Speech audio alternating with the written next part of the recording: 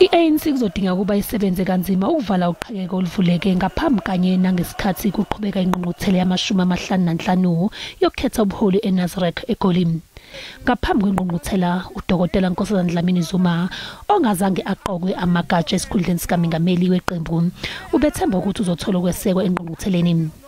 Waqokwa engqungqutheleni esikhundleni kodwa wanqaba. UDlamini-Zuma ekuqaleni weqa umyalelo weqembu kuba kuvotele ukuba kuchithwe umbiko wephalaphala ePhalamende. Ungomunye-ke wamalungu amahlanu e-ANC ePhalamende avotela ukuba kwamukela umbiko. Emva kokuphothula kwengqungquthela, utshela bezindaba ze-SABC ukuthi uzobeseka ubuholi obusha. Manje uqokwe njengelungu lesigungu esiphezulu se-ANC.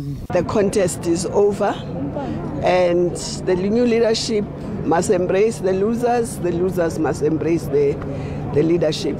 But the real victor is the ANC. Udokotela uDlamini-Zuma namanye amalungu e-ANC ePhalamende avota kuba kwemukele umbiko wekomiti longoti abazimele lika section 89 kulindeleke kuba baqondiswe izigwegwe uma amalungu e-NEC aqokiwe enquma ukwenza lokho. Uthi uzimiseleke kusebenzela iqembu kanye nohulumeni kunoma isiphi isikhundla.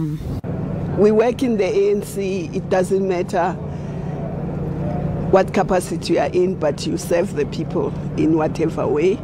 So we hope that we will be able to work together. Ungqongqoshe obviously kaMengameli uMondli Gungubele uthi uMengameli Ramaphosa uzoqinisekisa ukuthi kunobumbano eqenjini. We've got no other alternative other than to make sure that it's united, because a divided ANC is quite a sore point to South Africans. It actually hurt the aspirations of South African people. Wherever ANC has lost power, whether in local government, you will always check, Sakina, things don't go right.